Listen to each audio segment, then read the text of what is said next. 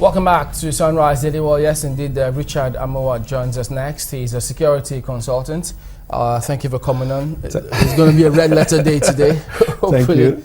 But you know, I mean, speaking about the spate of kidnappings, the last time out, you also kind of had some focus on this one. But we've seen the girls, the information, the good news, as a matter of fact, that they've been released. The parents will be, I think everybody will be happy about that one. But looking at how the things eventually turned out. Yes, we did see two of the suspects in handcuffs, but one of them was not. He was talking, but you also followed this incident. Yeah. What were your conclusions? First of all, I want to say congratulations to the parents and to the school and to entire Nigerians. But it goes beyond that. You know, it goes beyond that in the sense that if this kidnapping have not become a national issue, I'm not sure that the kind of emergency, the kind of the speed we used in attacking it would have been the same. And that is my own issue here. For example, the IG had to send his team to help the Lagos State government and other stuff. But I want us to go beyond that. You know, we've said it time without number. Government seems not to understand that these people are in for a business. If you listen to the guy's interview, this guy is an illiterate. Before we even get to that part, and I hope you don't lose your train of thought. Okay. What did we do right in drawing attention to it real quick? Social, online media and traditional media too.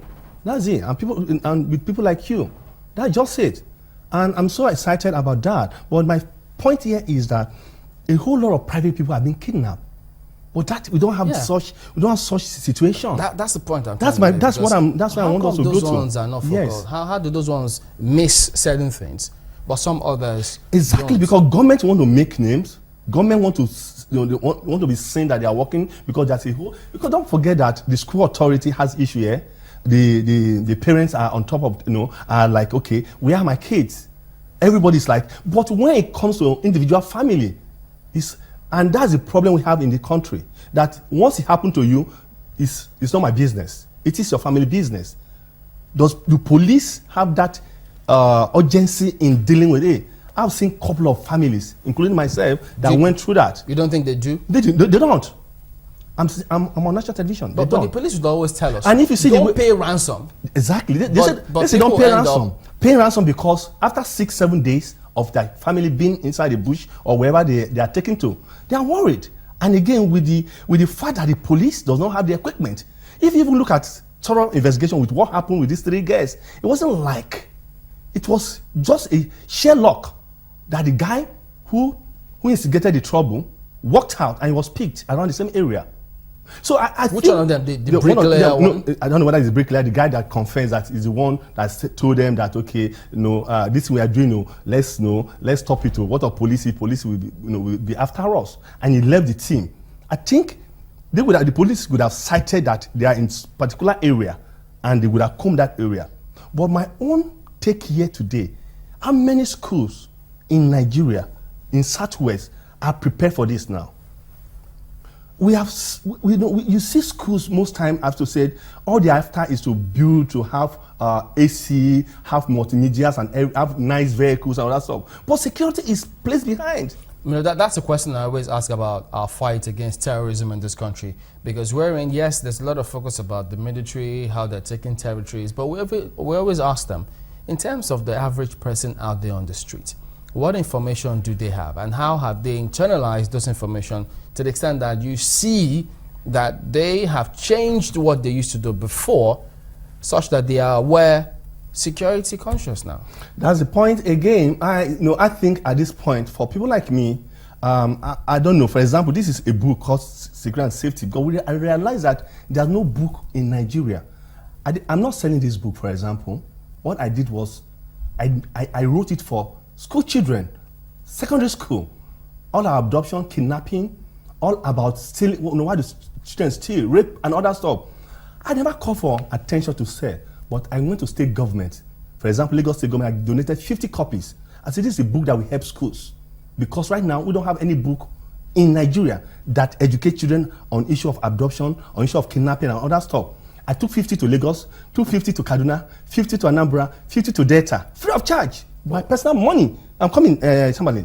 What I'm trying to say is that Today, there's no any kind of formal education about security to Nigerians.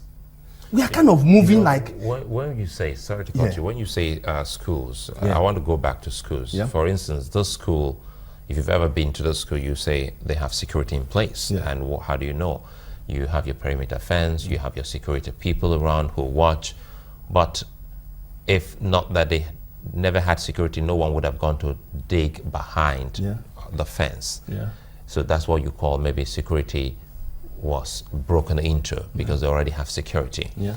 How do you prevent such break into security? That's right. That a school has taken time and money to put in place, but it was broken into by these people. Thank you, Alade. Do you know that? That's why when you have such school in the community, you work with people like vigilantes, like neighborhood. You have patrol, you put on a patrol team that goes around. Most of those fences are weak. For example, a school that is over 25 years old, and that fence has been in that school. If you go close to that fence, you find out that it's weak. So one thing schools need to do is to go back to their, need to heighten their security. Need to go to the physical security and see, is their fence, is it okay? You don't have a team patrolling. It's one thing to have CCTV. It's one thing to have security on ground, but are they even enough? I've gone to some schools that have over 2,000, 3,000 pupils, and you have only 2 or 3 men. Because one thing again we do in this country is that we don't want to pay for security. And security is expensive. I tell people, So it's expensive. Security is security different from a gate man. Yes, thank you. It's different from gate man. Nigerians, schools authorities, as I speak right now, need to understand things have changed. Things have changed. I keep saying it. After Chibok girls, we've not learned anything. How many years that Chibok girls have been adopted?